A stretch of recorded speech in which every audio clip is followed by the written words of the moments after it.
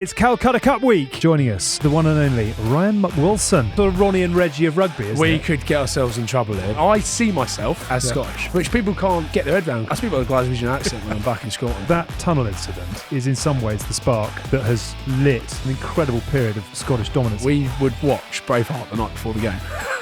I mean, wow. What is England's team talk this week? If we don't win this is us completely dust. Playing at the Allianz, it's about trying to get some pride back and also to keep this tournament alive. Into the final moments, Alex Payne trying to keep this side going forward. Haskell takes it on now with just relentless chat, largely about himself. And there's Tindall to add the finishing touch of glamour and World Cup winning stories. That is how you podcast. Right then. Welcome along. Okie dokie, pig and a pokey. Switch into character Good mode. morning, job seekers. Morning, job seekers. Hey, League of Gentlemen is one of the best things ever. My own hello, this is a local shop for local people. We're having no trouble here. Can tell we're going to get into a Another little can- rugby Yeah, on this is just going to go fucking nightmare. I'll have a Right, can you of ready? calm. Are we rolling? Yeah, Do you want me to hopefully. do the intro? Are you? Yeah, do you want to? Yeah. Off you go. Hey, welcome to GBR. Well, not quite the same polish. Sponsored by Continental Tires. 3, 2, 1. Hello, Dream Team. Welcome along to this week's episode of The Good, The Bad and The Rugby, proudly sponsored by Continental Tires, our go-to for premium tyres. Continental, safety, performance and grip are the name of the game, the complete opposite of this unpredictable show where we're never quite sure how the journey will unfold, particularly this week, I fear. Buckle up, team, and enjoy the ride. It's Calcutta Cup week. And joining us is the one and only Ryan McWilson, former Scotland captain. 50 caps to his name, 200 appearances for Glasgow, Pro 12 winner. Yes. Yes, Pro 12 winner. Yeah, And these days, he is making waves as a podcaster, broadcaster, and international man of mystery. Are you even more mysterious than Hask, or are you just tucked into the Do slipstream? you know what? We were just chatting downstairs. By the way, switches into it. I doesn't know, it? so Man, like poured silky. Gotta get on with it. Business, Yeah, and yeah. boom, like let's Yeah. just get it done. Showtime. He always goes actually as well. We've always got to keep Monday for GBR business, and you can never get him off a fucking call for his other Yeah, tech I've business. No, noticed. it's all GBR today. Oh, All is it? GBR. Oh, Yeah. What I do worry is, I said to him downstairs, really worrying. I think we're quite similar. Like, well, in certain ways. You're worried about that. Imagine what it's like being in this Just, seat. yeah. Bex, not like that. Yeah. That's my wife. It's the sort of Ronnie and Reggie of rugby, isn't we it? could get ourselves in trouble here, Yeah. but it's. I'll be I right. think it's more. I reckon you got ADHD I mean, till the hills and back. So I actually got diagnosed when I was 8 and I was on medication. So, you know, everyone you meet now has got ADHD. So I never talked about it and I never met anyone for 20 years that had it. I never said anything about it.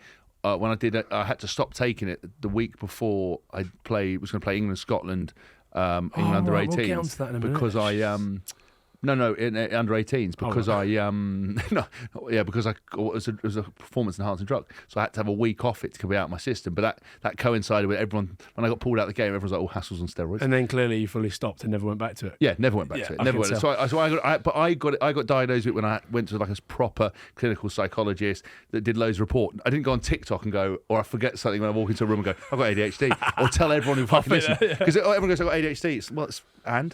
So I never talked about it, but yeah, I've 100% got it. If I sit still and have nothing to do for long, I'll just create more work for myself and just start making things up. And Just create chaos. Yeah, Yeah. just create chaos. So that's how. If I don't have I'm so busy because if I don't, then I've got a really self-destructive personality, and then stuff starts happening, and then now I'm now single, it's even worse. Yes, I just. Welcome to Right, 5 minutes of stating the obvious. Yeah, I know, but you wouldn't. I mean, I'm very hard working, but I don't necessarily.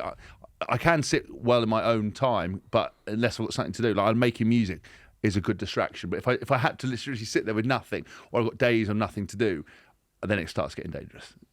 Then the little demons start going, well, we should probably just do this, shall we? I took up golf. Yeah, good. Yeah, good. Successfully? Well, Happy Gilmore style? good chance to plug the Scrum to Scratch. I've started a golf channel. Have Have you? you? That's what I'm on. That's my full time. That's what I'm going into. Really? TV stuff on the weekends. Yeah. Scrum to Scratch in the week. And how's that going? I mean, Yeah, it's going good. what's your handicap now? No. That's part of the journey this Okay. year. The part of the journey this year. Your handicap is your I mean, golf right I started 10 months ago actually playing golf Right. when I gave up rugby Yeah.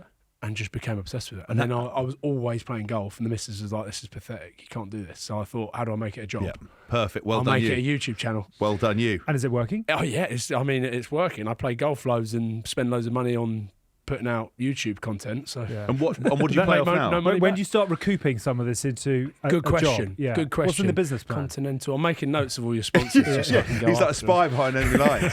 Just going to call them up. Hoovering We'll, them up. we'll But do what no, they do, but for half the price. So we go out and play. So we've got Finn Rush coming up. We did Blair Kinghorn, which was hilarious. Told Yeah. me he was unreal at golf. We played at Gallen and he was shocking. So it's scrum to scratch, relatable golf. Played with the world's strongest man, Tom Stalkman. Oh, yeah.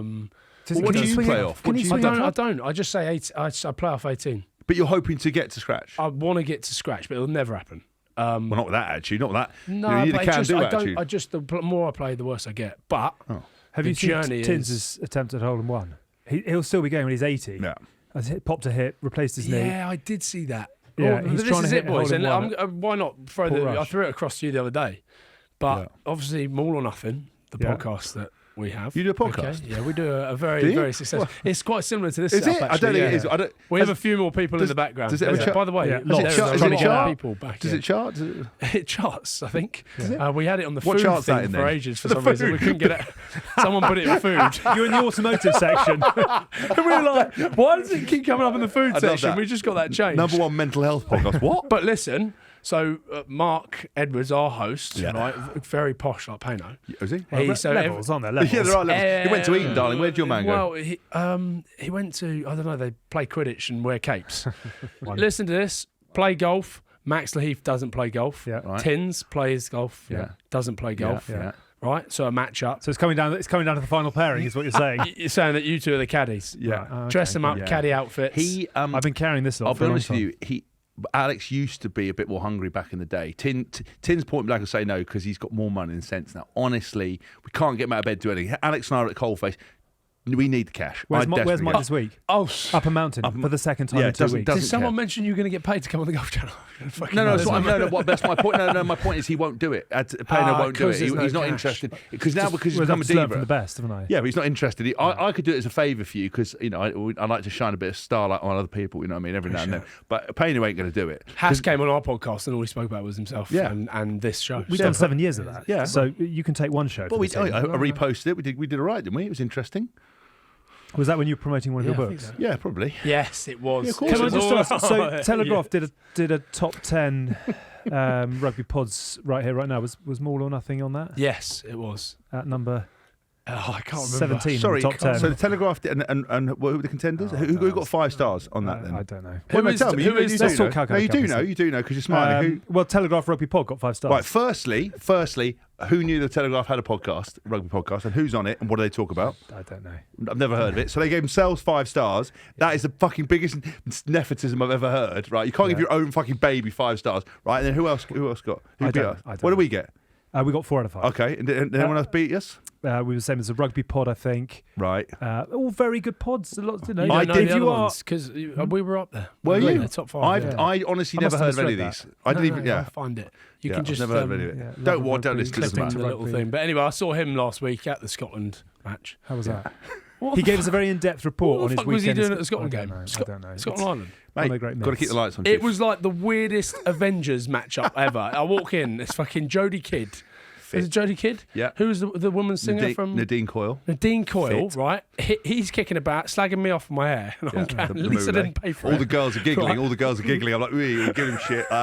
You do jokes. I'm like, yeah, I love it. They love it. I'm trying to rub his out. Yeah. They didn't though. Don't sneeze, don't sneeze and too then he's closely. introduced me to the gladiators. I can't believe Yeah. you've not got yourself on there. But that bloke, Alex Gray, introduced me to the woman gladiator. Yeah, she's great. As Sabre. And I said, surely you don't introduce each other by They your do. first They do. You can't Apollo do and that. Sabre. They only refer to each other as those names. Is that because they've been taken up as gladiators? Sex Yeah, names. but that's what they do. I said, would you only refer to each other as that? And they're like, yeah, we just do character names. It's like, well, what would my name be? And actually, to be fair to Alex, he went Adonis, and I was like, guilty. I actually he did. Payno, But I please, then stop went with Pothole. I went with Pothole, avoid at all costs. I thought it was quite a good one. Jimmy Nesbitt just pokes his head round the corner. Jimmy I'm like, Nesbitt, what is right? going on? There was one His hair point. looks There's good one point nowadays. where I'm sitting at a table. Jodie Kidd sitting next to me, laughing at my jokes, classic. And the Dean Coyle's telling a story, and Jimmy Nesbitt just gets up and starts serenading everyone with the voice of an angel.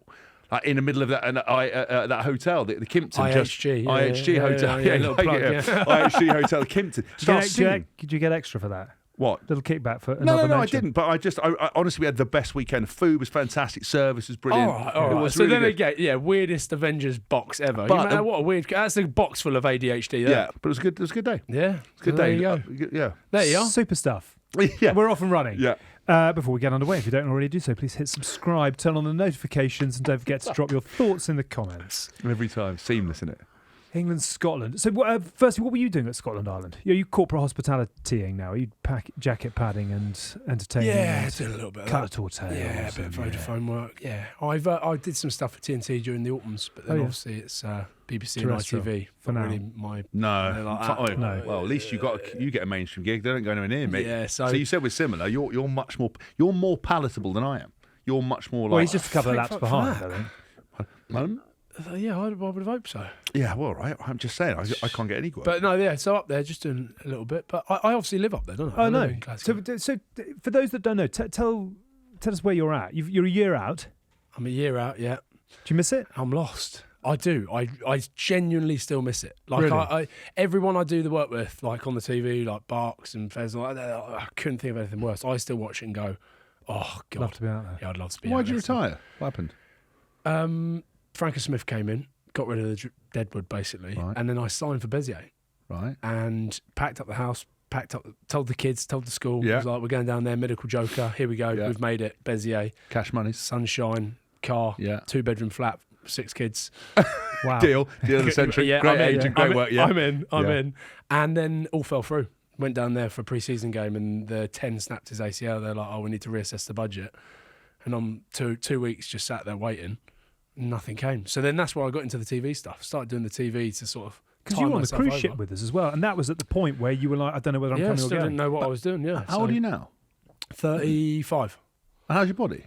Yeah, it feels all right. It suddenly feels all right. Well, if anyone's watching, we could probably get you a job somewhere. Yeah, Get you- well, I'm going on. I don't know whether Tins has told many people, but I'm going on that Classic Lines tour now. Are you? Were you? Yeah, I'm meant to be playing in that. Is that still in Bermuda? No, Or is it's it in Oz. Oh, it's that one. Well, Yeah, we'll that one. We'll Oh my see God, you that'd there. be amazing. Yeah, Yeah, you won't be playing though. Absolutely not. No, you Can't even run run water. up the stairs. So yeah, but yeah, they said, oh, 35, you'd be one of the youngest in the group, and you must still be pretty fit. So if I can come down to David Lloyd and watch me in a blaze class with 25 other women like that. You were never that fit when you played. Oh, no, I was shy. All Yeah. I was good for was trying to like start scraps. Yeah. But that's quite a good, Violence. interesting question because do you look back now? Were you a rugby player who played it quite tough, or were you a reprobate who found his way into rugby? Probably the second.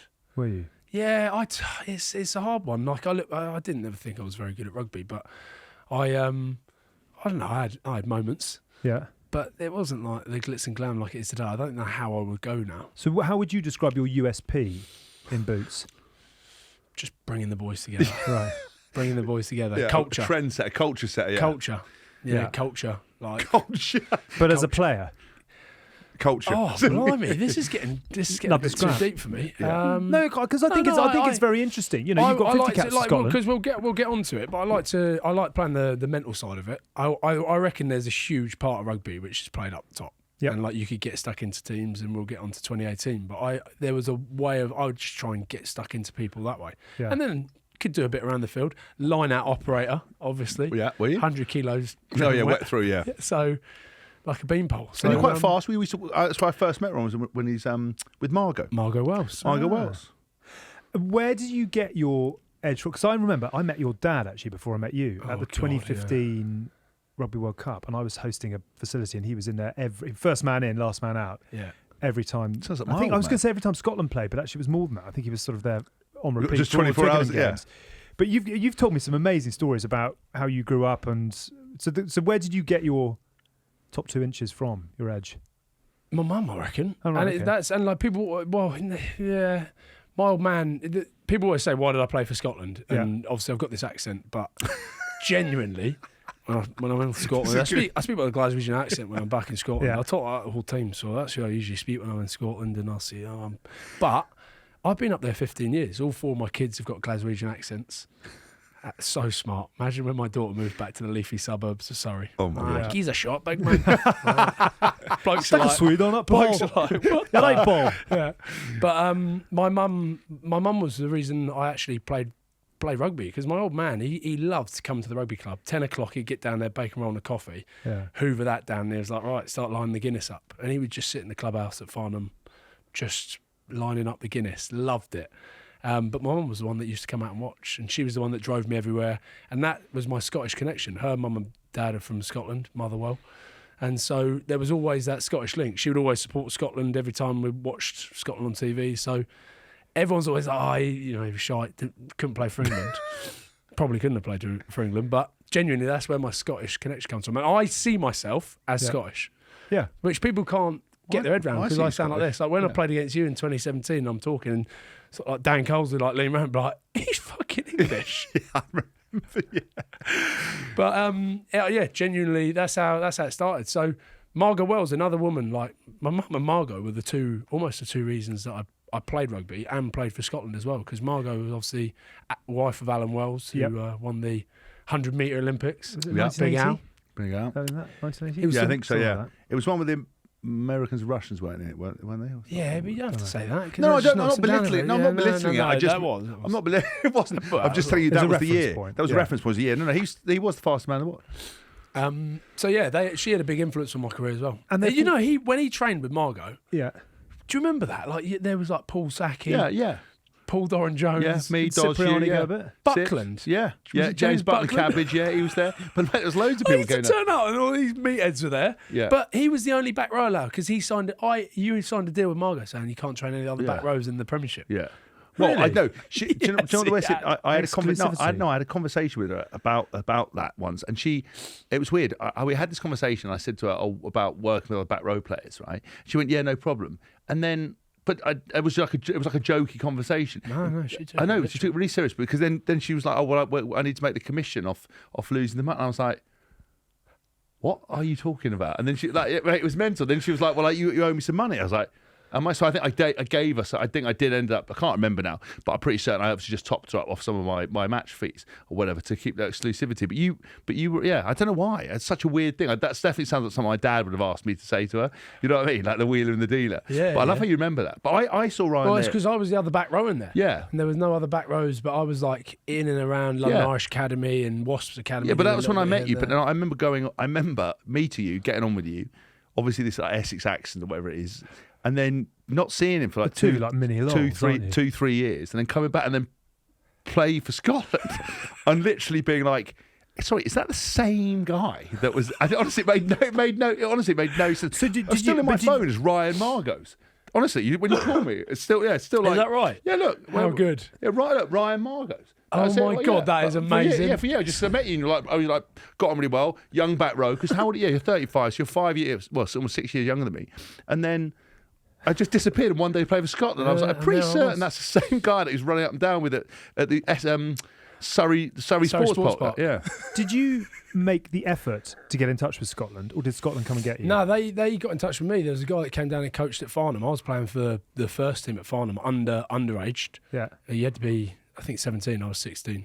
And so played for Farnham Rugby Club and lied about my name and my age and got a red card in the first game. So then I had to go for Farnham Rugby Club for, I can't really remember. Yeah, you can. Might have been stamping on someone. Oh, right. I was 16 years old, like a kid playing with men. Yeah. And I had to go to a hearing, and we had to obviously say, listen, we lied Did about you go to his school name. blazer with your satchel? I can't remember that far back, but that was sort of the start of my men's career. And then the coach had something to do with Scottish exiles, so they knew that my mum was Scottish. So that's how they said, right, come up and do some stuff. So I played at like 19s, 20s for Scotland. Yeah. And then played the 20s World Cup. They said, do a year at Moseley in Birmingham. Oh, God, it was brutal. Puts hairs on the chest, though. Yeah, well, that's it. Toughen you up and we'll sign you for Edinburgh. And then did the year at Moseley, was meant to sign for Edinburgh. They chose Dave Denton from the Glasgow Academy, and in Glasgow took me. Sean and Lynn signed me up, and the rest is history. The rest 15 is years later, stuck in Glasgow, 4 kids. And it's just like, But I can't get you out. keep blaming the 4 kids. 4 kids was your choice, by the way. You could have pulled out, literally. Yeah, no, I could have, yeah. I love how you keep looking at it and go 4 kids as if it's anyone else's fault. No, but I'm it's a stuck surprise. up there with 4 kids because you can't move back from. You can't move from Scotland back to London. there's no way kids. to commute. It's No, just cost Yeah, is too much. stuffed. So that was it. Yeah, got in the Scotland door. Off we go. And that leads very nicely into potentially talking about some rugby, which I think, again, we're contractually obliged to do. amazing stat. James Haskell never lost to Scotland. Yeah. 1, 2, 3, 4. Yeah, but the 5, era he 6, played in, 7 that's games, not an amazing 6 stat, wins is and a it? draw. No, I mean, Because they were really bad. But yeah, we'll the come only on person to who scored that. points was Patterson. Yeah, That was Mossy. it. Yeah. So, 6 wins and a draw. Ryan Wilson's record. 2014 lost to England. 2017 lost 61-21. Yeah, that was a bad day. That was the day, but that was the day. That was the era of the Ryan Wilson. That we basically, I think, the whole motivation between winning that game was just to fucking get at you and get. Do you remember that? I remember there's one point in that game, everyone was shouting. You were about because you were the main, one of the main ball carriers. You literally looked up and it's like me, Courtney, and everyone else. Like, yeah, it was horrific. But then 2018 beat England 25-13, and in many ways, I'm not going to sort of distill what has been an incredible period of Scottish dominance in this fixture down to one moment. But that tunnel incident, which we're going to come on to, is in some ways the spark that has lit this period of certainly sort of. I mean, Scotland, I don't think ever feared England, but they never, I think, truly believed 25 years ago that they were going to beat them. Now they expect to win, which is an amazing sort of swing. Let's deal with 2017 first of all, because you've referenced this a few times, and then we'll come on to your moment of glory off the back of it. I've got a brilliant ability to just forget things that I don't want to remember. Right. So I've managed to just. I think that's probably concussion, isn't it? I had to watch. Careful, but Yeah. I had to watch it back on YouTube. Really? And I was looking at it going, and then things start to come back. Yeah, and yeah. JJ that day was ridiculous. Unbelievable, But you yeah. look at that team you had. I know. What you on like a stupid run or something, Yeah. weren't you, in 2017? But the That was the actual equaling. That was the 18th consecutive win, which Yeah. equals the record. Do you know what the That win. the issue from that game? Well, the weird thing was that I don't know whether it was spice from Eddie, but I do remember him like showing clips on newspaper stuff that he basically said Scotland are coming down here to win, and they think they're going to beat you after even us having a good run. Well, we had beaten Ireland Yes. in the first game. So it was like, suddenly I was like, oh, hold on a minute. And then we narrowly lost to France. Yeah. So that would be something to do with it. Suddenly we had pumped ourselves up. Yeah, and there was a bit, and I just remember that there was this real like spice. They were like, right, they're genuinely going to come. They're coming to Twickenham. They think they're going to beat you, you know, because obviously the year before was the first game that Eddie had taken in charge when we played your way at Murrayfield, where it was the first 15-9. game. Nobody thought we were going to win. And it was when all the fans were throwing stuff at us when we got off the bus, and it was like really spicy. We went out there, first half was a bit tricky, and then we came alive. It was my first game for Eddie playing 7. He actually went all right that day, so it was kind of that kind of really interesting moment. And then the next game, Marrow made his debut, and then we sort of went on this unbelievable run and came back sort of the return journey at Twickenham. I just remember, and obviously you were the master, people winding people up, shit talker, just trash talker. You were one of the people that they kind of put a target on in the week. I think obviously I don't know if Finn Russell was playing, but whoever it was, Yeah, Finn Russell was it was playing, you, two other guys. So every training session, whoever it was in the bin juice that was playing you got filled in. The amount of people That's an that say accolade. that, I take that as. I would take it as a compliment. I'm quite happy. Like would that do. Munster, they all talk about Yeah. Simon Zebo catching up with him recently. He was like Rassie Erasmus, and I was like, Rassie knew who I was. Rassie knew who I was. Yeah, well, I think it's because you're a physical player, and I think especially for Scotland, you're a bit of a talent because you obviously shit talked, you were aggro, you used to carry a lot, and I think you were the reliance on you to get the ball over the gain line with a couple of other players, so it was really important. So I wouldn't go too far, but well, yeah, I'm not carried away. Rein it in a little So bit, I'll because turn it down a otherwise bit. people are going to start like take the piss. But then we I remember just during that game looking up, and there's one point where we'd spent all week just saying, talk them out of it, just fucking say, we got you, Wilson's going to get the ball. And I remember literally lined up, it was on the right-hand side, there was a ball carrier, it was either you or Hamish Watson. Actually, Hamish Watson was the other one, because he was playing well. It was me, Barks, and Hamish Yes, Watson. and basically, the three of them were kind of the talisman that we had targets on. And I remember you were lining up to get the ball, and I think it was me, Courtney, somebody else was shouting. And I remember you going like this, looking at us in the eye, and then going back to get the ball, and knowing, because it's horrific when someone's talking here it about you, comes, because you know it's going to hurt. I just remember that was that moment, and for the first few minutes, for the first part, it was tough, and then obviously we got away with it. But that's what I think kicked on the aggro for then the next year, because during that game there was a bit of spice as we were walking off the field. There was spice during the game. And then I think the following year was when there was the tunnel stuff, wasn't it? Yeah, that's when the tunnel stuff come. Like that 2017 game was. That's why I've forgotten it, because you can easily park memories that you don't want to. Yeah, I do it all the time. Yeah, and that was a bad one. What was the score? 60 what? 61-21. Yeah. I think it was like, Danny think that's Care a right at the record. end, just taking it over 60 with the swan dive. Yeah. Wasn't he? Giving really it the hair flopping. Yeah, but I think that's what kicked it on for them the next year, and then from that point, because I'd been banned for the first 2 games, I think, and I was sitting in the stand for that day, and the back row were fantastic, but particularly Hamish Watson getting turnovers all day against England, really physical, and then obviously the physical dominance in the tunnel, and that's what set the whole thing up for the next 5 games. A lot of people will know about the tunnel, but given that you were the man that sparked the flame, Yeah, it's what funny happened? because there's a few different stories about what has been said, and obviously you do the after dinner stuff, Yeah, so of you course. spice it up here Of course. and there, throw a little bit extra on that. I one and forget take what's a little bit reality of and that what's one. not anymore. you Genuinely. forget which are your stories and which aren't. You do though. You do. I just start making stuff up, and I'm like, in my mind, about that happened. Say it enough, and it's going to Yeah, become 100%. true. But Stay humble, yeah? Listen, I think it had been 10 years maybe since we'd beaten England at Murrayfield, and so it was 10 long years. So we had to do something. People think I'm joking when I say this, but we would watch Braveheart the night before the game. I mean, wow. Seriously. Just to fire it up a bit. Seriously. Yeah, but it was like a joke, but they'd chuck it on the team room. Be like, yeah, stick a bit of Braveheart But on you'd all be whilst like, we're that's just a having joke, we hate this. dinner. Yeah. And I'll be like, Freedom. Yeah. Blue face paint. yeah, ready with the face paint. I've got a face paint story on the 2017 one, actually. But yeah, and so, it'd been long enough. And so I thought, right, and a lot of people wouldn't do that before a game. Yeah. Like, especially after the year before, you just had 60 points in you. Yeah. You're not going to shit talk before a game, because if you get another 60 put on you, you Yeah. look like a complete and utter. Yeah. So it was a bit out there, but I thought, I'll try and get stuck into them before the game. See if- And had you thought? I mean, you know how some players make notes in notebooks and they wake up and they sort of, or was it just like you came off the pitch and you thought this is it? No. Do you know, we had a conversation. Matt Taylor, the defence coach, he was at Australia actually. He's now with Dave Rennie in Kobe. He was an Aussie, and he because he coached Australia as well. He had said to me, he said, we need to do something different. We've got to try and get under the skin. Like, that's your job. And he was like, what? How are you going to go about it? And I was like, I don't know. We'll see. I said, why don't we wind them up in the warm up? Do you remember when people used to kick in the warm up and they would come and you were meant to stay in your own half? Yes, yeah. And the kickers would come into your half and kick from the 10. Yes. And actually, they're not allowed to do it. Like, I was that pathetic. Yeah, that of I would course go you and stand were. in front of them Yeah. whilst they're trying to kick, and they'd be like, get in your own half. Yeah. Because I like those little things. Just try and get in the 10's head before a game. Be like, no, hold on a minute. Like, no, get in your own half. Or they would be kicking the ball, and so you'd stand in the way and stuff.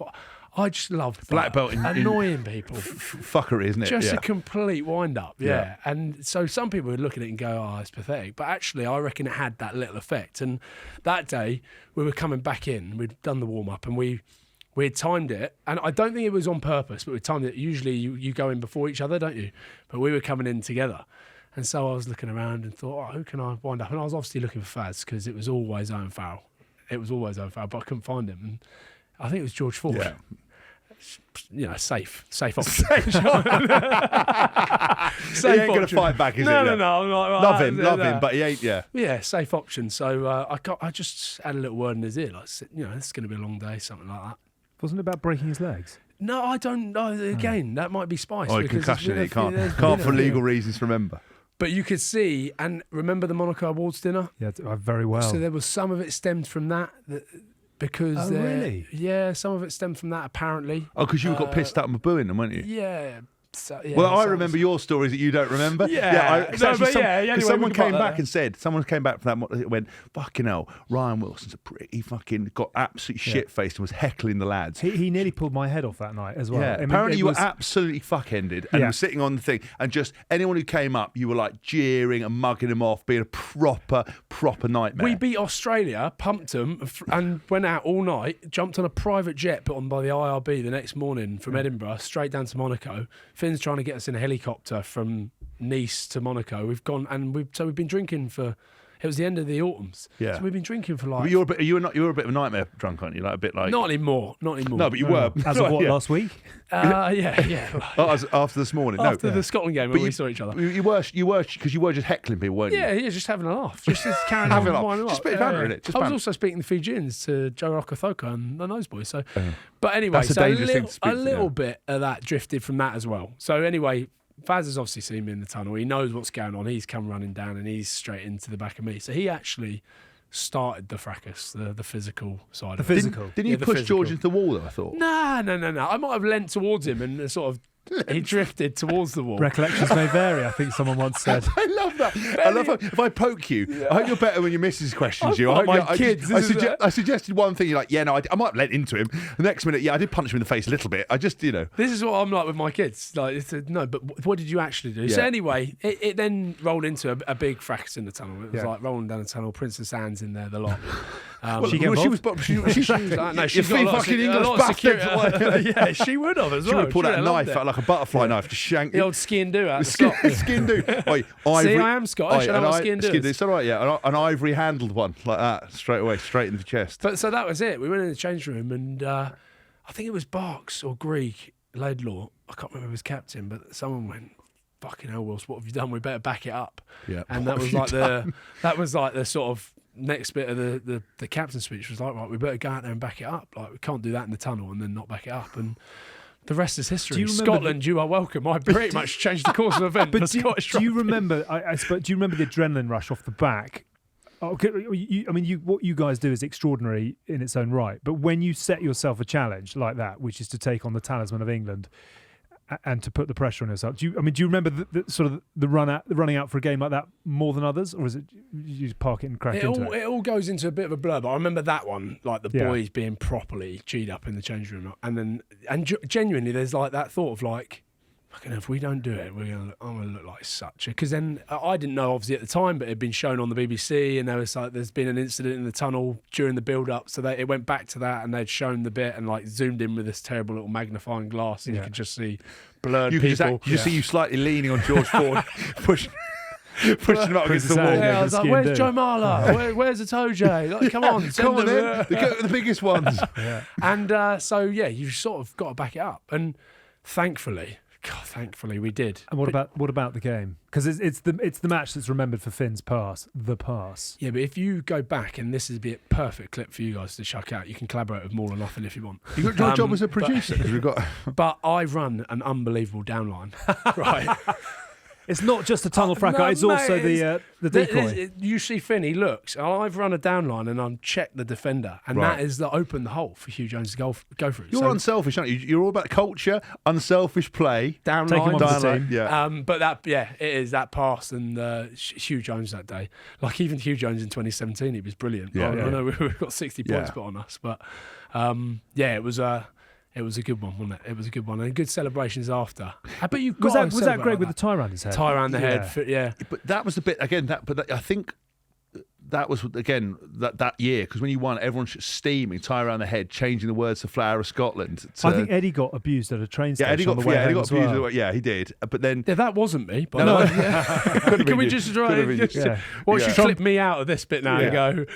But that was the bit as well that because I never got rattled by the Scotland like that. I never took things personally. I always kind of saw it as a job. You'd be very competitive on the field, but you kind of wouldn't spill over.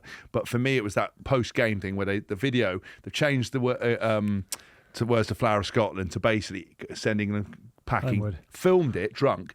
We didn't film it. No, Joe, someone did we? else. Someone else. That filmed wasn't it. me either. No, someone else filmed it. But I'm thinking if we'd done that, so to imagine we'd done that about Scotland, that's front page, shamed, like outsporting arrogance English. In Scotland, it was Celebrate. like they've Front page won of the Herald, plucky old Scotland. 10 That's years, acceptable. mate, I know, 10 but, years. but doesn't that's what irritated me was just it was like how do they get away with that? And if we did anything, remember when Ben Cohen went Shane who?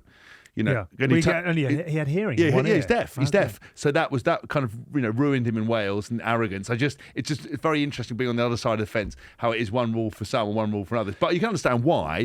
And you look at it, and that's often when I played 20s. I remember we played at the Japan World Cup. My team manager was John Jeffries. Yeah. I had Gary Mercer. Who else was out there? Craig Chalmers Yeah. was my backs coach. It was like a stag do. Yeah. And I'm 19 years old. I wouldn't send my kids away on a trip No. with those blokes. But it was like those times I was like, I've picked the right team. Yeah. Because I remember coming back and England had just lost the final, I think. And they were all sat there like everyone heads down and we were on the same plane as them. And JJ was like, boys, you're not my problem anymore. Drink as much as you want on the plane. And we just got absolutely hammered on the way back from the 20s World Cup. And it was that moment I was like, yeah. And then I found out you boys got 25 grand a game and we were on like 5. And I was like, fuck, what have I done? Yeah, that is one benefit, yeah. Budge Pountney once said, about something complained about Scotland. I don't know what the exact quote was, but they were given like, the England nutrition were getting everything. They got a Mars bar and a bag of crisps or something as a post-game and a bit of squash, yeah. Bad Mars bar. For 2017, though, Vern Cotter was the coach. And like, I loved Vern. I thought he was awesome coach. But he was tripolar. He was worse than bipolar. Tripolar? Yeah, mate. He had like 3 different human beings who'd come down to breakfast. Some days it'd be like, he would go mental. Some days he'd be your best mate. I know some people like that. But he was a legend. So do I. Loved Big Vern. But that game, fuck, can you imagine losing like that to England after we beat Ireland? I think we beat Wales as well. Can you put your finger on why? I mean, when you look back now, why you shipped 61? Nah, I don't know. No idea. It just clicked. Because everything went through that 13 channel, didn't it? It just clicked, I think, that day. It was just, again, it was one of those things where emotionally we were in exactly the right place, where we've talked about it before. You can only do certain games on emotion. And I think everybody in sport needs a good villain story to motivate. And you look at it, even with Michael Jordan in the Last Dance, he said he would make up slights against him and things that had been said, apparently. And that whole week, everything was about Scotland. Think they're going to come and beat you. They've got no respect for you. Here's these players. They say this. They said that. What are you going to fucking do about it? And so that it was one of those things where emotionally we got so into it. And sometimes it's particularly when you're in defence. That's when you tell whether a team's up for it or not. And there was honestly the fact that everyone was talking. Everybody just wanted the bash. Everyone wanted to. Don't forget they had Dylan Hartley. Him, Courtney Laws, Mike Brown at 15, like just a load of aggro. Just like, imagine, like a proper bag of aggro, like complete lunatics in that team. Who was it, when you played Glasgow, who was the other back row? There was someone else, some guy, when I remember I played for you guys at Northampton in a warm-up. It was you were shit-talking me, and then there was some other guy that tried to shit-talk, and I said to him, I don't know, I came out with some... Nakarawa. No. It was some other back row. It was a Kiwi. Do you have a Kiwi back row? Callum Gibbons. There must have been that. Cully. He was the other co-captain. Yeah, I think he came at me one, and I think I just absolutely dished him. I think I just, it was like one of those, I never trash talk. He's a good man. Yeah, he was a nice, it's one of those things after the game, we saw it. But I think, I gave him that, like, who the fuck, do you want an autograph, you can, or something like that. Of course you did. Of course he did. 2017, we got back into, after that game, and it was like, obviously, we were ashamed of ourselves of what we'd done, but we went for breakfast at Disham. How good's Disham? Yeah. Go for a little sausage and egg naan bread. But we're in there, it's fucking Diwali and the Festival of Light. And so they've come up, and the waiter in Edinburgh, there's Disham, and we've got a meeting in the afternoon. And Vern's obviously not happy. We're like, right, boys, we've got to go in there and like try and get away with this one. Monday morning after you ship 60 points international, this is going to be bad. But it's Diwali. Blokes come up, it's like, oh, I'm so proud to have a Scotland team in here. And we're like, fucking hell, he mustn't have watched the game in the weekend. And he's like, so happy to have you in here. And then he's gone, it's Diwali, can I paint your faces? And we're like, oh, mate, we'd probably stay away from the old face paints and that. And but Dunky we're. Mate, he's covered him in like multicoloured paint, and we're going back to this meeting at the Orion. Vern's waiting for us, and Dunky Weir's like, look at I'm trying to rub all this face paint off. Walking into a Monday morning meeting. That's like the time when I came back with a haircut with a hashtag in my head. And I on the Stuart Lancaster, I went with me, Danny Kerr, used to go to this place in somewhere in near Richmond, Twickenham way. Get a high and shy, like full high top fade, and he line in the back. And he went, well, because I used to have a lightning bolt or something, just taking the piss. And he went, put a hashtag. So I did it. All the lads like laughing. This is a great idea. And then obviously remembered that Stuart Lancaster was a coach who wouldn't find any of that funny. So I remember turning up with a hashtag. And the lads going fucking wild. We've got a meeting about being humble and team first. And I was like, fuck. So I think Doz was in it, I had to get the clippers and just shaved a patch in my head. And obviously, because they're all little snitches, they obviously told Graham Roundtree. So Graham Roundtree's like, pin my head. Kid, look at me. Yanked my head down to one side and fucking goes, what was that? I was like, nothing. It was his fucking hashtag, wasn't it? I was like, I don't know what you're talking about. Yeah, but you hadn't lost 60 points. No, it's true, yeah. Hashtag. So why did that game spark the run that Scotland have had? What is it about this fixture that Scotland have eaten for breakfast over the last 6 years? Oh, I think it was the year after was the draw, wasn't it? The 38. Wild 38 draw. Where I was banned from Twickenham. Why? For what happened in the tunnel. So I tore my MCL. So I was injured, and so as you do, Twickenham, Allianz, what do you want to call it? HQ. Yeah. Call it whatever you want, Depends mate. who you're looking for as sponsors, right? Yeah. We're going down there, and I'm thinking, right, payday. I better Yeah. try and get on a few gigs. So I've lined up a few corporate gigs, and the agent gets the phone call about 2 weeks out saying, we've just seen Ryan Wilson's name on the list of the hospitality stuff. He's not welcome at Twickenham. And the agent was like, what do you mean? He said, well, after what he was said and did in the tunnel last year, we're not having him come and do hospitality at Twickenham. So I was actually banned from Twickenham. Who made that call? I mean, did you? No idea. Someone in HQ. Mental. I know. Again, like that. I was like, yes. And I was like, oh shit. Cash money. Yeah. Why? That's classic like RFU thing. All the rest of it's like burning down. People are getting nightmare. But for fuck's sake, don't let Ryan But that's Wilson. where I think that's where the story starts to get twisted, because then it's like, what did he actually say? And Yeah, it was what like did you what he actually do? actually said. And I'm like, well, hold on a minute, because it wasn't that bad what I said. But Well, you then did beat up a small innocent child in Chinese George whispers, Ford. it's obviously got to the top, and it's by then it's like he said something really, really bad. Yeah, but I mean, I can't. What would you? How bad could you go against George Ford? I don't know. How bad could I go? Well, I don't know. I don't. It's not competition. We're not going to start bringing it out now. I just mean, how There's bad could it be? There's definitely the Payne, alternative take side. over. There's definitely an alternative side to this story, which Yeah, I'd love. We could A get right maybe to get George But on and say it. so then you get that little bit of motivation. But the boys go down there, and then that game was ridiculous. incredible. Like Yeah. Scotland Ironically, fans, George Ford saved the draw. Yeah. Scotland fans leaving at half time, like the way that the Scotland, Stuart McInally, wasn't it, before half time, obviously had that break, and then Scotland just came back into it. Should have won. Should have won. But it was like then there was a little bit of belief. We beat England at Murrayfield. Now we've taken them right to the edge, and we should have won at Twickenham. And then the rest, it just sort of every year then it just became something bigger. And everyone talks about Scotland last week against Ireland and them being their bogey team. They haven't won 11 games. England were the bogey team, and then suddenly they're over that. And now we're going to get onto this week, aren't we? We're suddenly not so confident. Oh, you're not? No. So where are Scotland now, do you think? It's difficult, isn't it? Because I think Ireland are next level at the moment. Yeah. Like, you look at the way they just stepped up in the second half. We obviously had Finn go off injured and Darcy Graham, a 6-2 split that didn't work, not enough power. If you're going to do a 6-2 split, you need to have Artillery. South Africans on the bench. Yeah. Like, I know we've got some South Africans in the back line. Most of your team's out, isn't it? But you need the Schneimans, you need the Leinster bomb squad Yeah. or South Africa bomb squad to come and do a job. But Scotland don't really have that. So why do a 6-2 split was my question for last week. But the injuries, that backfired a little bit, and then Ireland just went through the gears. If you had your Scott Cummins right at the beginning, and Darcy Graham is obviously out this weekend injured, and Sione Tuipulotu's in there, Yeah. I'd be going down to England full of beans. Like, this Is is it again. Finn Russell fit, TBC? I'm not too sure. I think he is. I think he's. I saw it. I told you. I saw From it. what I heard, Yeah. he was good to go. Okay. He was good to Seems go right. after the game, but the doc was saying he wasn't. So I think he's going through concussion protocols, etc. But if you had that full team, right, a full fit Scotland team, even now I look at that England team, and on paper they're outstanding. You go through that list of England players, I just think England have got more in the pack. Scotland, once they get through the pack, they're in a bit of trouble. Right. And also losing Darcy Graham. I mean, I think I've just saw Ali Price, Ross McCann, and Cam Redpath. He's just been called up this week. Yeah.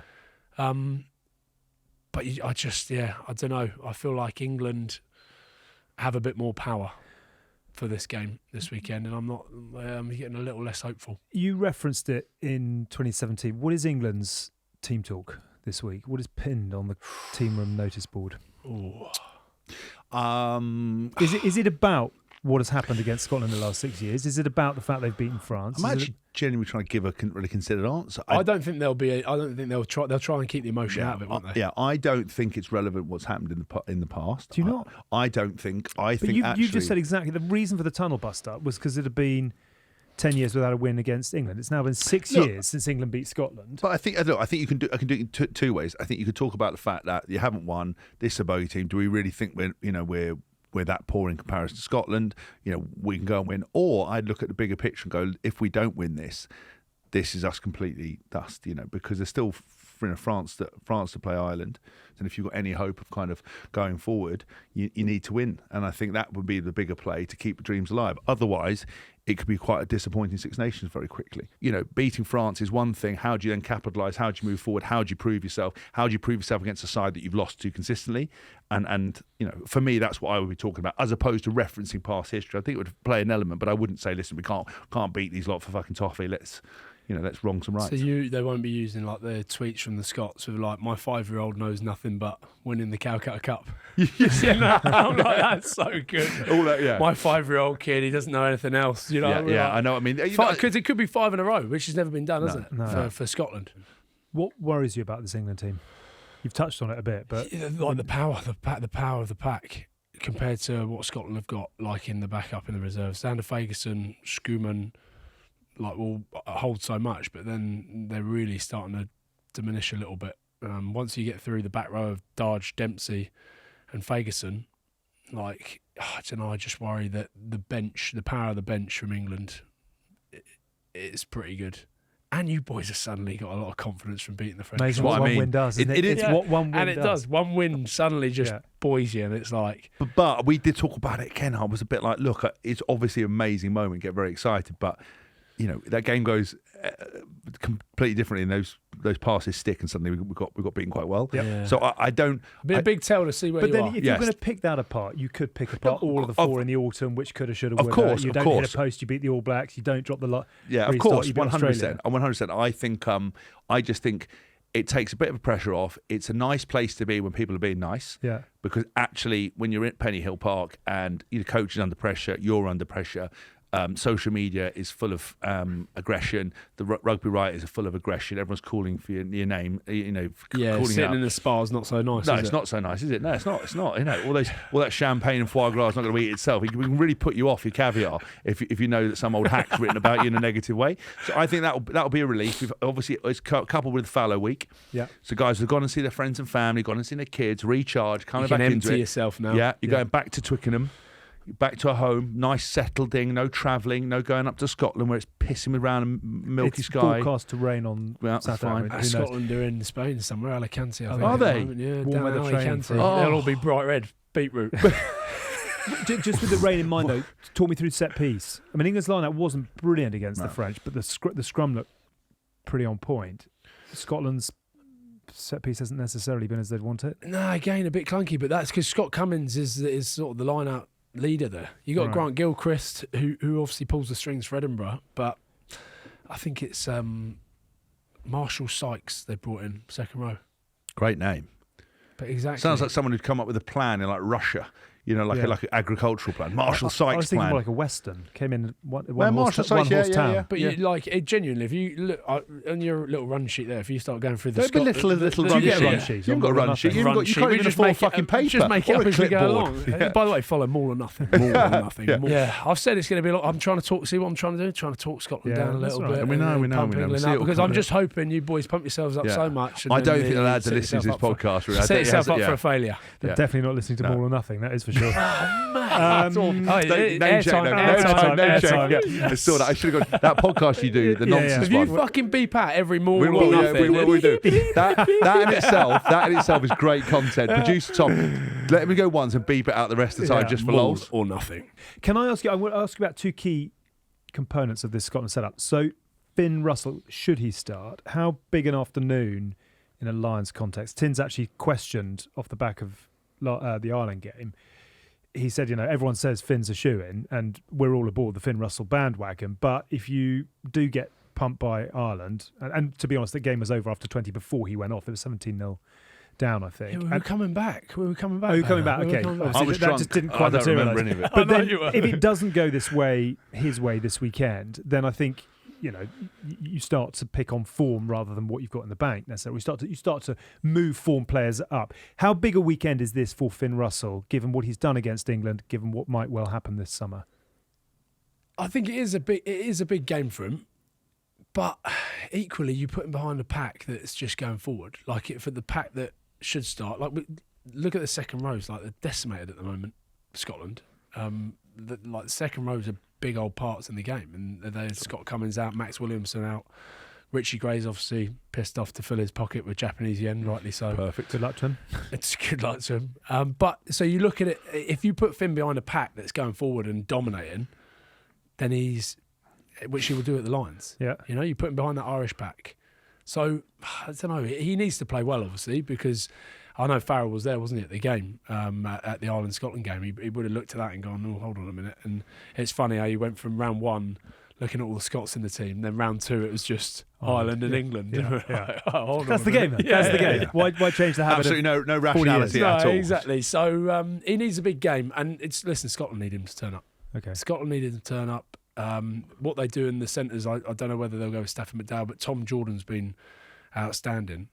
And I think if we start with him and get through the first 50, 60 minutes with the same team and hang in there, might be able to go well. But it is a big game for him. But I think you could say the same for Sione Tuipulotu. Like, would you have him in the Lions tour, even though he's not going to be involved in the Six Nations? Well, as you will both know, you become a much better player once you've stopped playing, don't you? Or when you're not necessarily in the firing Well, I line. certainly have. I can't believe how much you talked me up to that. You're welcome, yeah. I'm I've actually done myself a disservice. I've talked myself down so many times that no one actually knows that I was all right. It's amazing. Alex told me off doing it. You were brilliant. 2 or 3 years ago, or 4 years ago, for stop doing it. And honestly, I've made a caricature of my career. Now I'm just a fuckhead who talks shit. Yeah, And you'd rather be that than the bloke that talks himself Oh, up. of course, but it's just one of those things that I now allow, like, everyone just goes, yeah, but you were a bit shit when you couldn't catch. I'm like, the fuck are you talking about? So anyway, yeah. Tuipulotu, would you have him in the Lions tour? I would, yeah. I'd definitely have him in the squad. I would, yeah, 100%. So that's, you know, so when people say, oh, does Finn need a good game to be in the Lions? I wasn't saying I think he will tour regardless. It's just as to whether you enter that Lions tour as a 10 who has picked up big wins in the Six Nations. The Six Nations is the barometer, I get it. or whether you've got more to prove on tour. So Johnny Sexton in 2017 went off the back of not great form, didn't start the first test. It was Farrell, Teo and John Fox-Davis, and then Sexton came in. So you could argue the case for Prendergast and be like, he's played himself in through, and because he's playing against pretty much the Lions pack, so it's hard, isn't it? It's a difficult one to call. I think again, it's the same way as Premiership stepping up to international rugby. The same thing with Lions. Yes, some of it's played on form, but also some of it's played on experience and past knowledge and ability to deal with touring. And there's so much more facets to it than just current form. Unless you were, injured and very much struggling, I think, all of that would be taken into account. So he's 100% touring, and I'd still say he would be someone to have that experience, because there's no way you can start Prendergast in a fucking first test in a Lions series. The guy's been playing international rugby for a Strawberry season. It'd just be mental. It would just be mental, because I'm not saying he doesn't deserve to do it, but this is the Lions against Australia. You need a bit of weathering. You can't find your feet in your Lions debut suddenly again. It's just in a key position. It doesn't make sense logically, and just no coach will ever do it. That's why it's always interesting when you watch all these pundits and people go, "These are all the people started. These people on the plane." You're like, "He ain't going to play him. He ain't going to play him. He ain't going to play him. He ain't going to." He's not going to risk his reputation on a 10 that's just started basically playing international rugby. Finn Russell would say, unless there's an injury or something catastrophic happens, would start, because he's been there, done that, got the experience, understands how to tour, has the ability, playing behind what should be a very strong Lions pack, will make a difference. So on that basis, would you consider Ford or Farrell? Or if you're not playing in the Six Nations, and I'm talking Owen Farrell rather than... Owen, I think, has struggled with fitness and Racing, and I know Racing have obviously got their own problems. His back's fucked from carrying all that money around. But George Ford's got 100 tests. I mean, the honest answer is... Do you think you have to be playing 10 in the Six Nations to be a Lion? I don't. I think more of it counts towards that. I think, unfortunately, Owen can't, because for two reasons.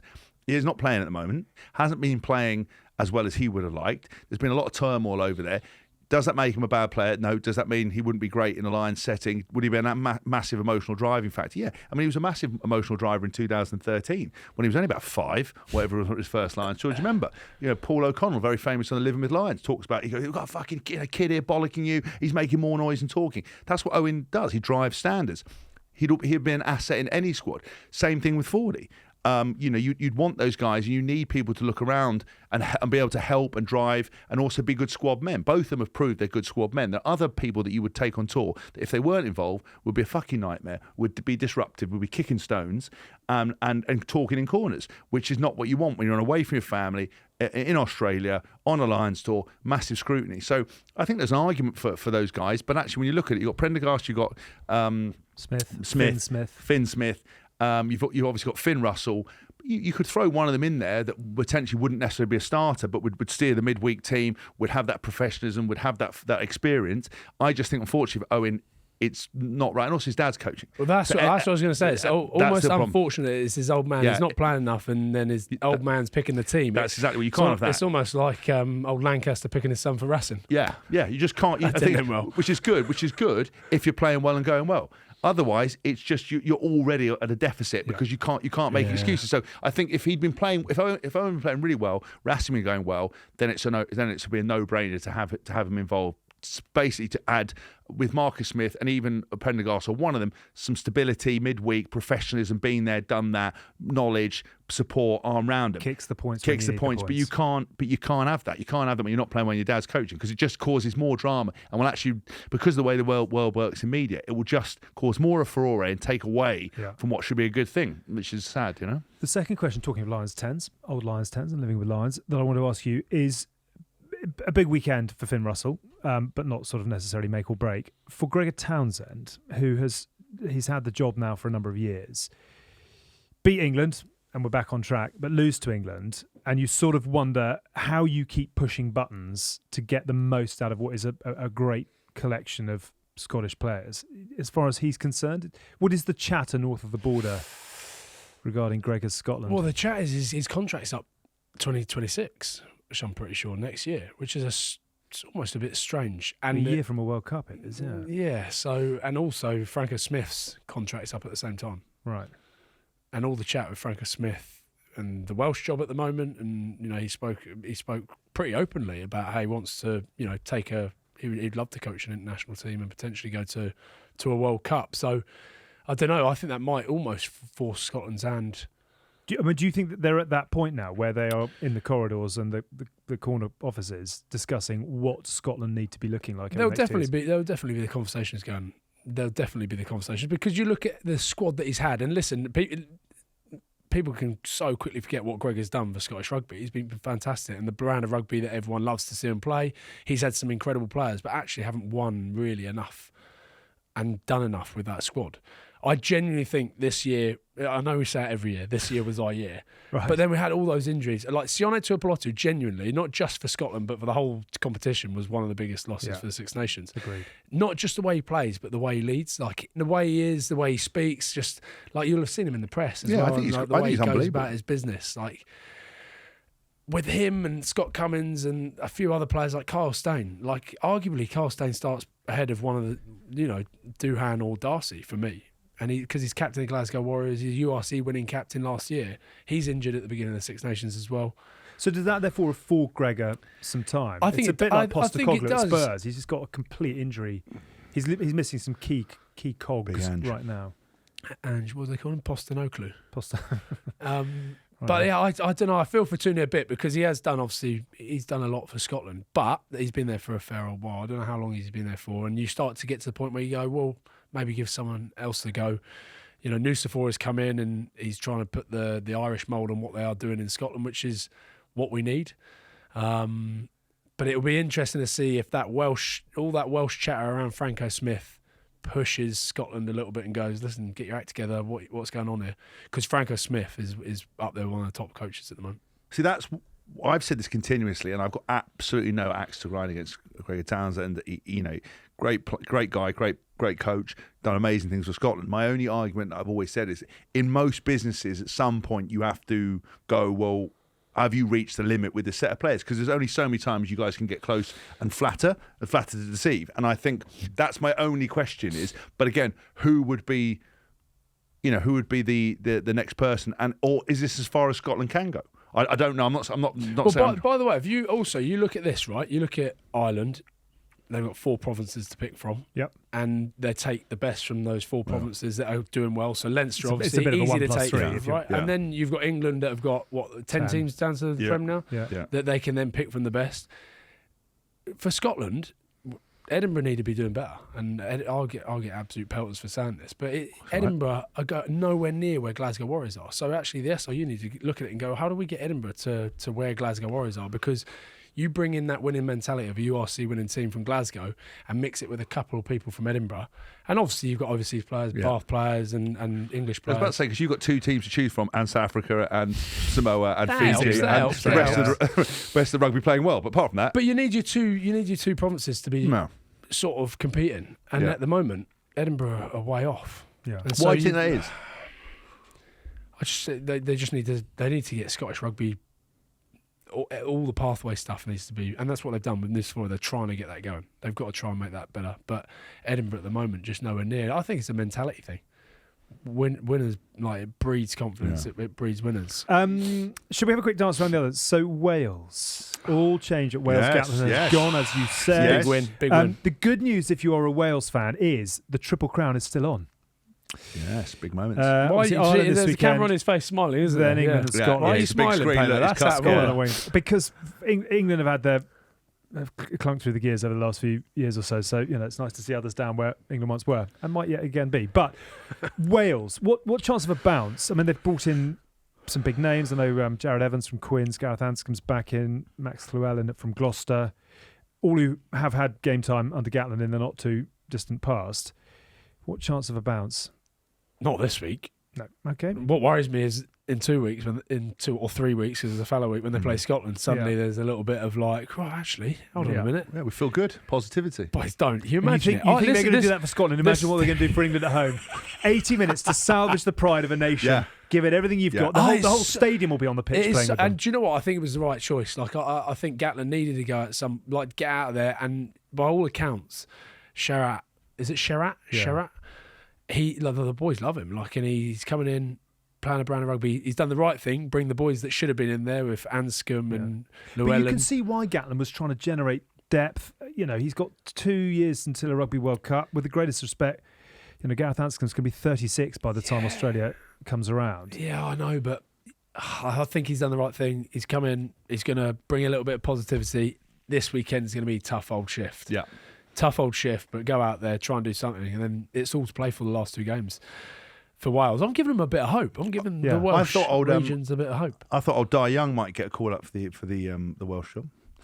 Always like You've worked with him? Yeah, I'd like to Di. I mean, obviously, because he's kind of obviously a legendary player, Lion, coached a lot in Wales. Where is he at the Won moment? trophies with Cardiff. Won trophies with Cardiff. Yeah, I just thought he'd be an interesting bloke to maybe look at the job full time. He understands the structure of the regions. I think he's quite keen to. Can he do the reform stuff. politics of Welsh rugby? I think he can do. I think he just needs to come in and change the ways. But just throw his name in the ring. I thought about it after the last show. I know we suggested Stuart Lancaster, but I think the Welsh maybe need a Welsh bloke in there. I don't know, but certainly he's Certainly belts out the anthem, doesn't he? yeah. And I just think he understands that he's he's worked with some of the players. He was obviously coaching at Cardiff.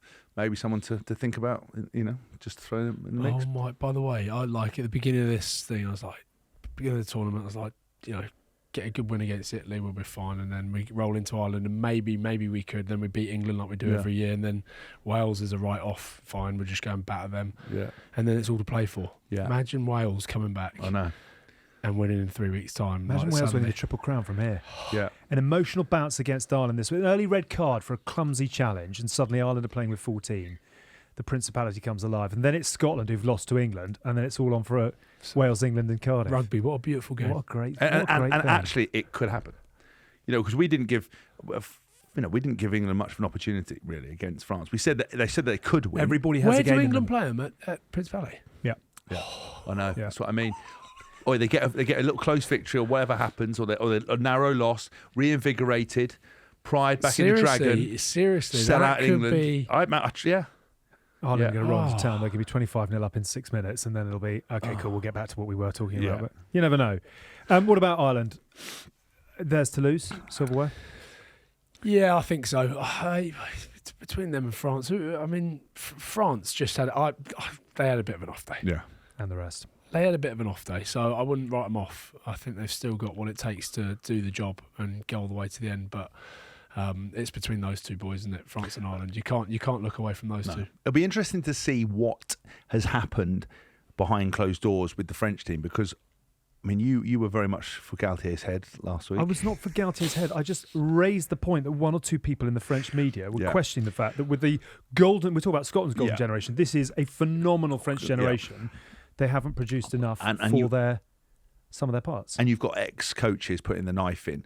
That can be very difficult, because having seen what it's like, again, a number of years ago, but on the flip side, there's a lot of emotion, the Latin spirit over in France. They do become quite political. They do like soapboxing. It'll be interesting if they can disassociate themselves from the loss and the pressure, regroup, regather, go again and build up? Or will there be pressure on there? Because I've had situations where we've lost games in France and come in and people threatening to get fired and contracts torn up, and instead of getting a plane, we've got a bus as a punishment and all this kind of stuff. You're not genuinely saying you think they could struggle against Italy this week? No. Italy should have beat them last year, didn't they? Wasn't that the goal BC off the post? Was that last year? No, I'm not talking about this. I'm talking about it just in general. Because when obviously got to play Ireland, and I'm talking about it will all be for the Six Nations to. Because it'd be great. It'd be great to see Italy do a job, and they are getting better. Yeah.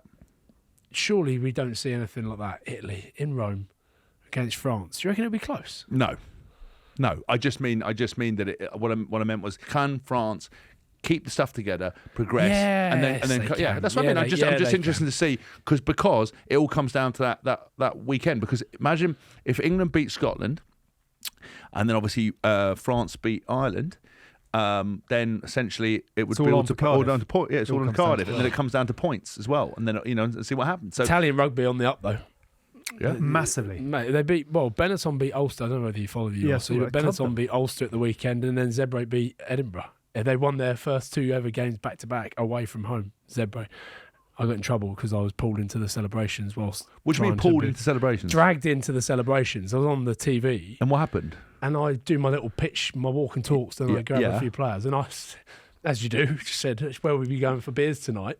Live on TV. And they said, we're going to go Three Sisters. And then whoever I grabbed next, I said, so will you be celebrating with a few beers? He's like, what do you think? And then someone grabbed hold of me and they all just started cheering as I got sucked into this. Yeah, but that's good TV. What's the problem? And I got eye gouge as I'm getting dragged in as well. Edinburgh boys weren't very happy about it. Yeah, but don't worry about them. They lost. They got bigger fish to fry. Yeah. But someone genuinely complained. See, that for me is TV. That's rugby coverage. That's what we want to see. Why would you not want that? That's much more interesting than listening to you bore on about up and down. It's a breakdown. He's doing his shopping. Yeah. He's doing his car now. Yeah, I know. Just tapped in ChatGPT. Next questions. Yeah. Honestly, molto bene. I can see France losing in Italy and then winning in Dublin. That's back to the cliched French of which French team is going to turn. Where are we going now, Pano? Given we've got you as Mr. URC, can I ask you a couple of quick questions? Quite an interesting line today about London Irish.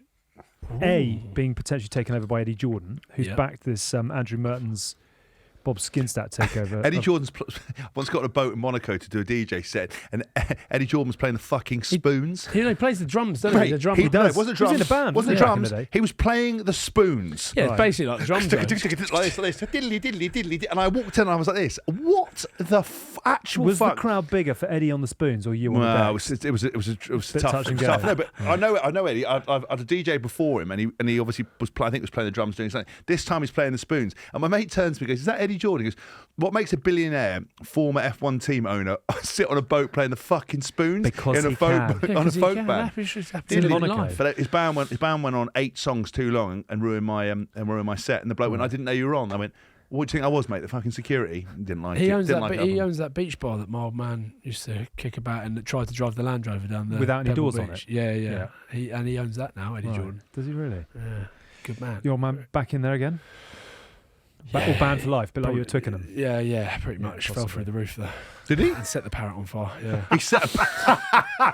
He fell through the roof and set a parrot on fire. They had this parrot and a massive cage in there. This before bird flu and all that. And he used to put his tongue in the parrot's cage in this beach bar in South France, and he'd be like, everyone would be like, "Oh, look," and people would put their finger in, but my old man used to put his tongue in, and let the parrot chew his tongue, and then one day took it a bit far. The old clicky Marlboroughs back in the old camels as well down there. Yeah, camel menthol. And he's like that, put it in the parrot's mouth.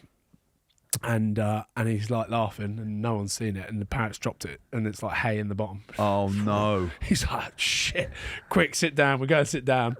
Sorry, next minute, smoke bellowing out the parrot's cage. Sorry, hold on a minute. Can I just welcome all RSPB viewers? I apologise for the current content. Making it in. Hold on a minute. Let's just hold on a minute. Your dad's smoking a camel menthol, right? And he's gone, and because he used to put his tongue in the cage, and God knows what else. He's put a fag in the parrot's mouth, right? He's having a tap. Pretty Polly, love the camels, menthol, right?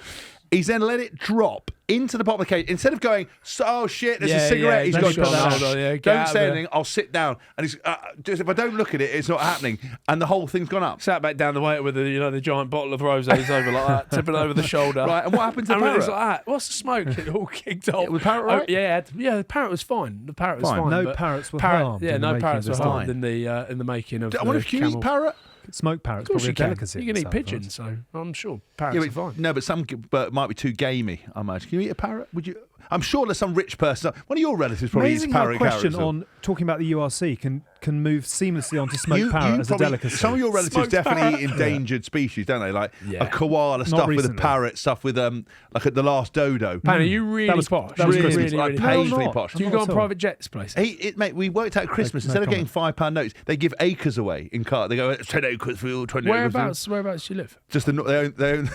Which county would you like to know about? So I mean, he had to get a moat Can we come cleaner. back to the URC, please? So yeah. Eddie Moat Jordan. cleaner. The question was Eddie Jordan taking over London Irish. Yeah, great news. Eddie's a good man. Plays the spoons. Excellent. I think, yeah, good, brilliant. But were you asking the question whether they come into the URC? London Irish Can't into see- URC. I just yes or can't no? see it. Why not? I just don't think it would work. Like at one point, I saw the English Parrot clubs, on fire. the English clubs losing a couple more because Yeah. obviously under I the don't Prem know, and then that's merging it with the URC and That's still splitting it gonna into happen. two.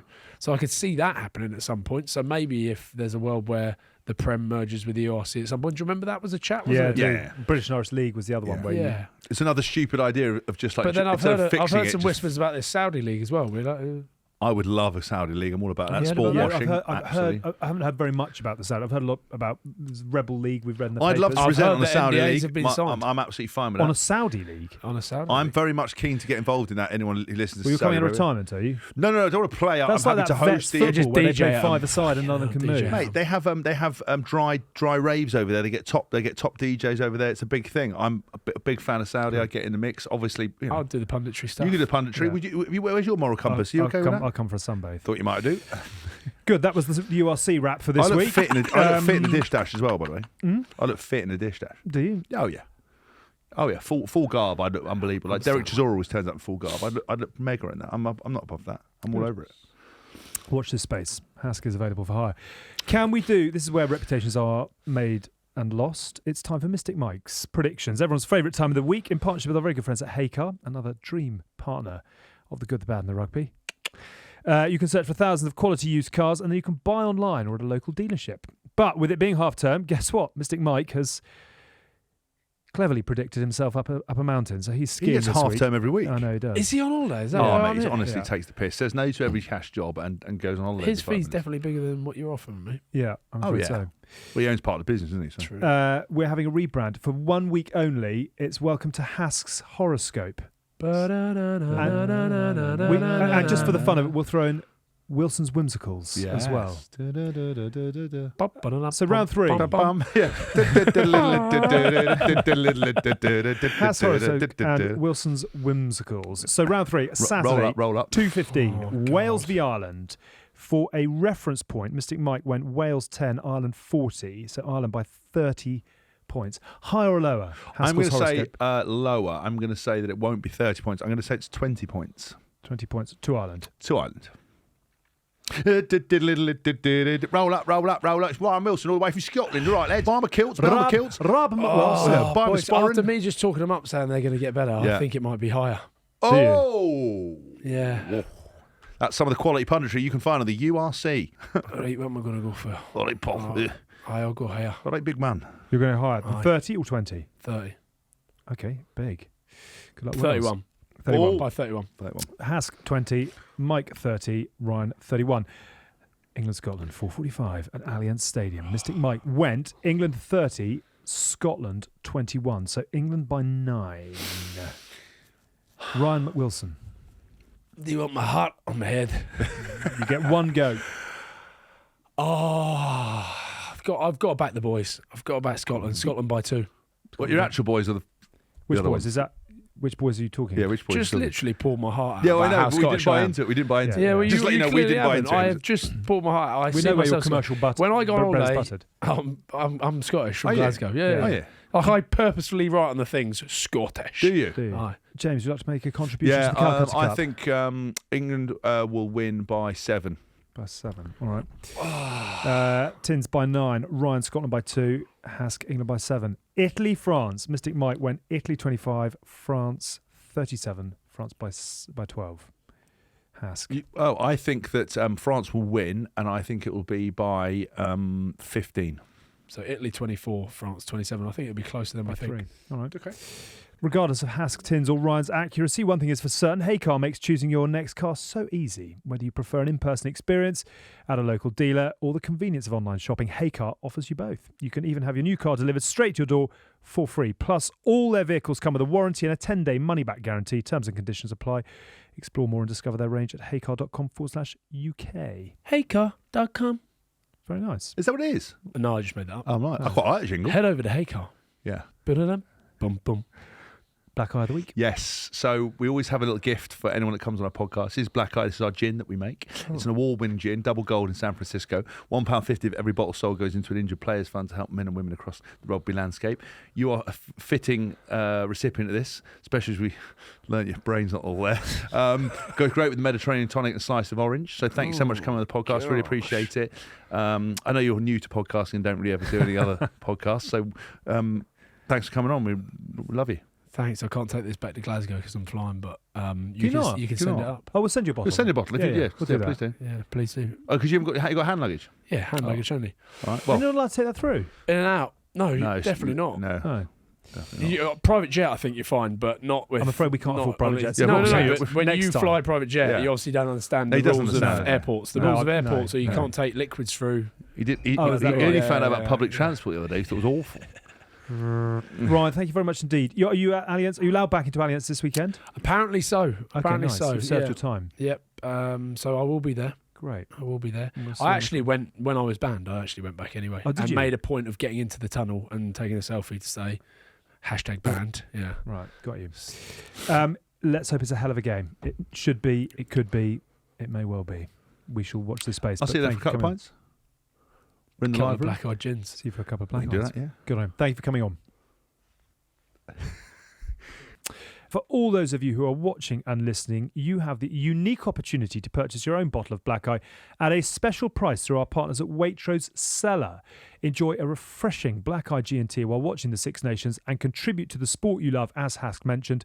Don't miss out. This promotion is live from now until March the 11th, and in order to buy your bottle, please visit waitrosecellar.com to order your Black Eye Gin bottle today. Thank you very much indeed in advance to each and every one of you that do just that. We value your support enormously.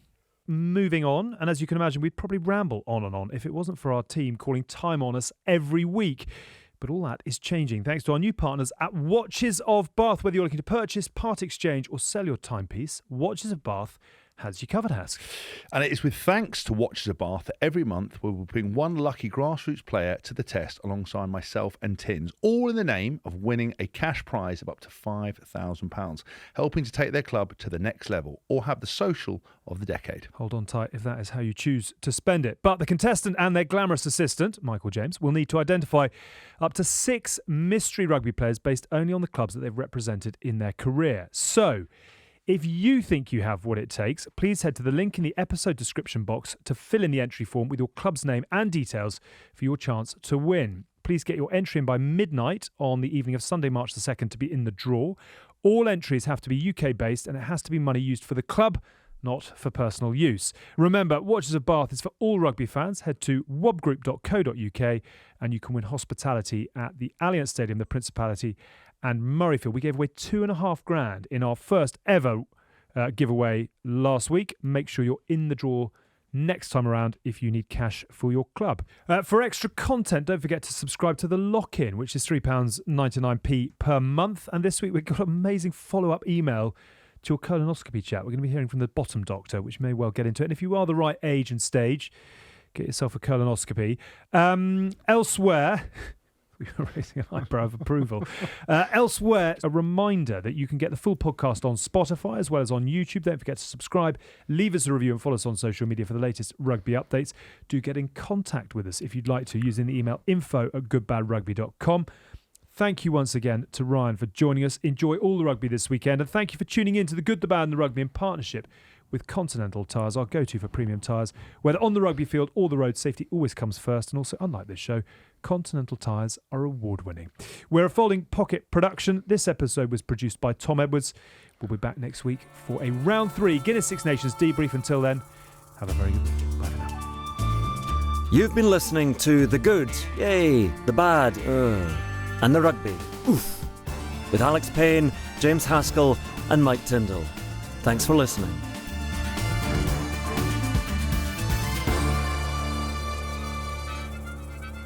Can you eat a parrot? Would you? I'm sure there's some rich person. One of your relatives probably eats Amazing how a parrot question carrots. on talking about the URC can move seamlessly onto smoked parrot as a delicacy. Some of your relatives Smoked definitely parrot. eat endangered species, don't they? Like Yeah. a koala Not stuff with a recently. parrot, stuff with like at the last dodo.